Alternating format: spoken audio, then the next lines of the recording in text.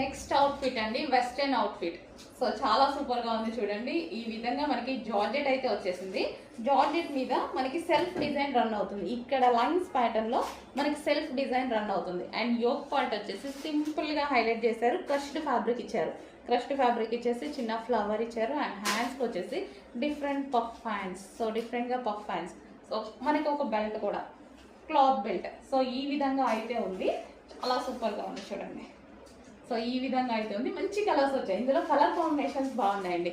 మంచి pastel shades లో colour combinations బాగున్నాయి. 1 by 1 చూపిస్తాను, చెక్ చేయండి. సో ఇది ఒక colour. So first colour and next colour చూద్దాం. Next colour pink.